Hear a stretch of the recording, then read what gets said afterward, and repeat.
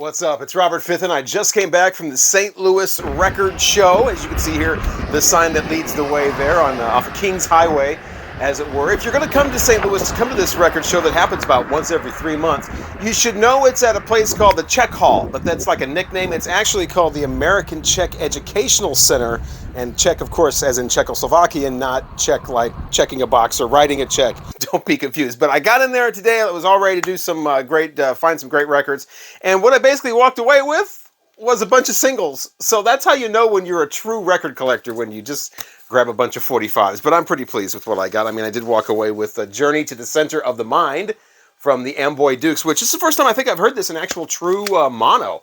I didn't think I'd like it in mono because I love the panning, but this sounds terrific in mono.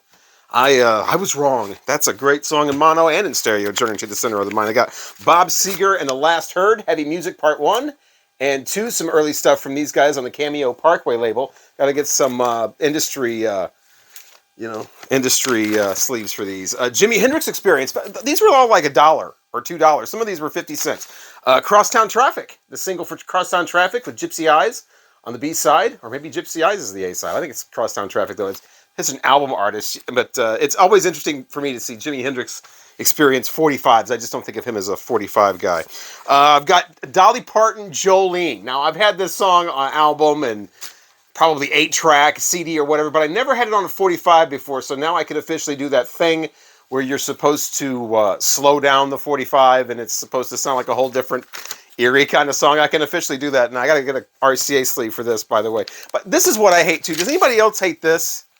Like, this is, I don't have a lot of tics, a lot of little things that drive me crazy, like washing your hands over and over or something, but, like, I can't stand that. This is Buddha Records inside RCA or Columbia is inside Capitol. I hate that. Please, put your records in the right sleeves or just put them in a white one. Want to play a little game, vinyl collectors? How about this? Here's Jolene from Dolly Parton. This was released in 1974 on RCA Records. Which RCA company 45 sleeve in the U.S. would this go in? A, B, C, or D? If you picked A, you are correct. Congratulations as we move on. Now, I was looking around for records, looking through bins, and I stumbled across, coming right back to the place where I found it the first time, that Cat Mother album. So it is right there at the St. Louis Record and CD show if you want to buy it for $10. Yes, Cat Mother. Cat Mother, people, Cat Mother. Yeah, Cat Mother. You might want to refer to the other video if you don't remember what I was talking about with my Cat Mother find. But not only did I find Cat Mother, I also made an excellent discovery at the St. Louis Record Show. I ran into Cosmic Brian. You never know who you're going to run into at the St. Louis Record Show. I'm with Cosmic Brian.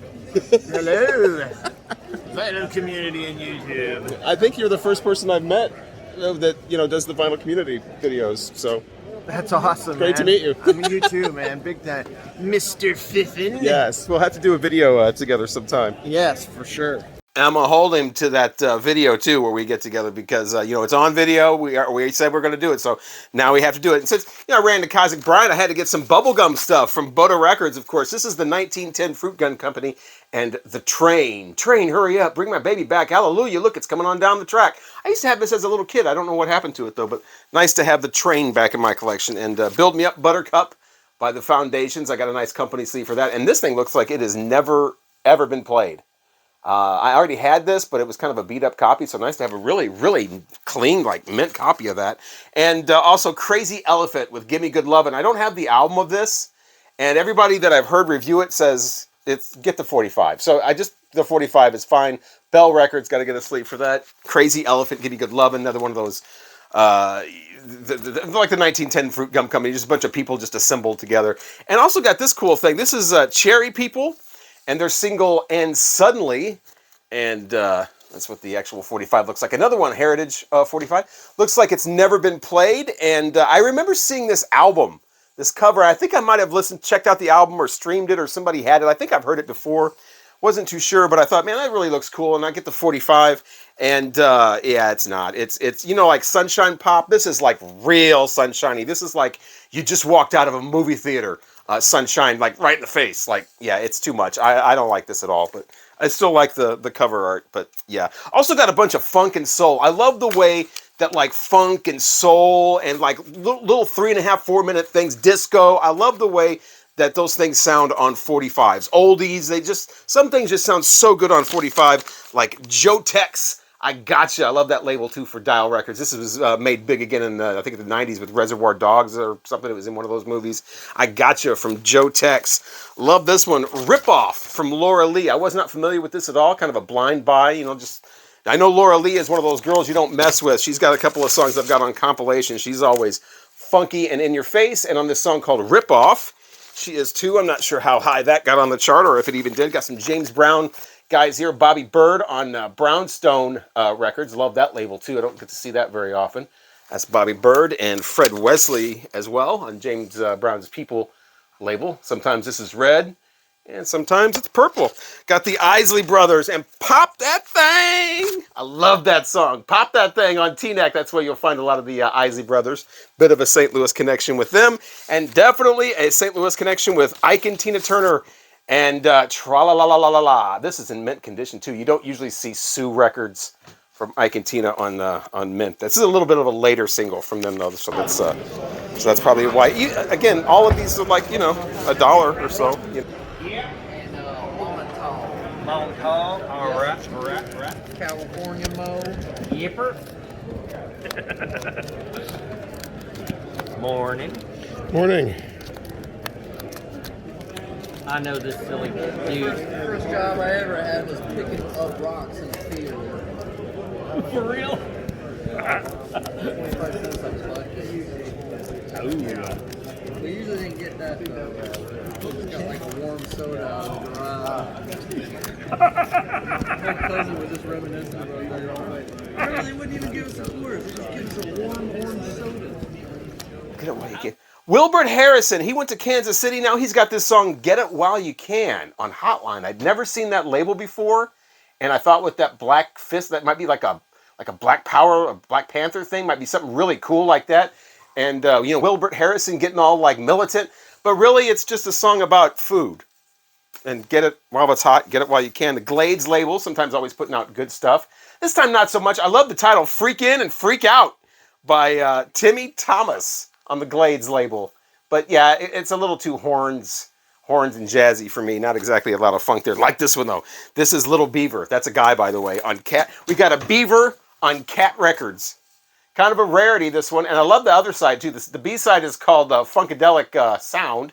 It's pretty groovy. But I love the A-side is Joey. And it's all about his girl is always like, oh, Joey, baby, you make me feel so good. She's lying in bed dreaming, oh, Joey, make me feel good again. But the guy's name's not Joey. That's therein lies the issue. Got one more here. Soul Shake from Peggy Star there. It's okay. Pretty fast, little upbeat number. Nothing major, though. But love that Joey song from Little Beaver. And since, I was at the record show, too, I also got to give a shout-out to both David and Tyler, two guys that I met separately. Both of them watched the channel and said they enjoy it and like all the videos. I definitely appreciate that. I love hearing back from people, especially in person like that. So that was really cool. So hey, David, and hey, Tyler, if you are watching this. Got Yazoo. This is, I have Yaz. Have the album, but I don't have them anything with their proper name on it, which of course is Yazoo. They didn't want to be called Yazoo here because that people would think they were from like a Mississippi bluegrass or country group or something. But there's the old UK 45 with the small spindle. I got a question too. I noticed a lot of the UK sleeves are thicker than just the paper American sleeves. So UK LP sleeves are flimsier than American ones, but American 45 single sleeves are flimsier than UK ones. Am I right in saying that? Anyway, Yazoo. So now I have actually something with their real name on it, even though it's just a single. Elvis, too. Had to get some Elvis when I saw this. Marie's the name of his latest flame with Little Sister. I have the original from, I think this is 61 this came out. But this was a gold one that has the 50th on there. And it's styrene, too. You don't see a lot of Elvis on styrene 45s. You know what styrene are, the more the brittle ones that you can actually break. Kind of an opinion thing, whether they sound better or sound worse. I definitely prefer non-styrene, but Elvis Presley like that's kind of rare. and on a yellow gold 45. And I looked for this on Discogs and could not find it for the longest time. Turns out this is part of a set of 45s that came out. So that's when you buy like a box set or something like that, and somebody will try to sell like one thing out of it. Discogs is not having that. So this, you can't actually file this or catalog this individually on Discogs, unfortunately. And just to wrap it up, 3 songs. I love all 3 of these songs to death, and just think that they belong on 45s. You know how some songs, like I was saying, they just belong on 45s. They just sound great on 45s. The Ronettes, Be My Baby. Of course, the Phil Spector sound, always great on 45s. Love the Ronettes and Be My Baby. Love the Orlons and Don't Hang Up. Got the company sleeve for that. I love that song. I love the Orlons. They're not really well known. They were played a lot from what I understand. I wasn't around then. But here in the Midwest, they were huge on AM radio, bigger than like other parts of the country. I guess they had the Wah-Wah-Tusi and Mashed Potatoes, but Don't Hang Up's a great one too. Nice little upbeat number. And finally, upbeat number from the Chiffons and One Fine Day. I love that song as well. Very upbeat. Love the piano in that. And there's my singles collection. There's my takeaway from the St. Louis record show. I know it was supposed to be showing these magnificent rare albums I found or something like that, but really it was a lot of stuff that I already had. You know, looking through bins and seeing some great stuff in there. Like maybe you caught the some of the stuff that I was flipping through going, oh wow, you should have got that. Well, I probably already had it, you know, that's the thing. And then they flipped to the other thing where, you know, then you start looking at $80, $90, $100 autographed albums and things like that. And so it was kind of hard to find like an in-between. So I just started going to the 45s and just started picking up singles. And well, that's my story for the St. Louis Record Convention this time around. I've been going to these things since like the 90s. They've always been in the same building all this time. I've seen the entire arc of vinyl enthusiasm. Like I said, I started going in around 93, 94. Always been on Lansdowne, right there off of Kings Highway, like I said. And, you know, I've seen it where, you know, you would walk in and it would be the same 10 people for like 3, 4, 5 years. And then all of a sudden, here comes some younger people. Here comes some more people. And now, like you go, parking lot's full. You got people parking in the street.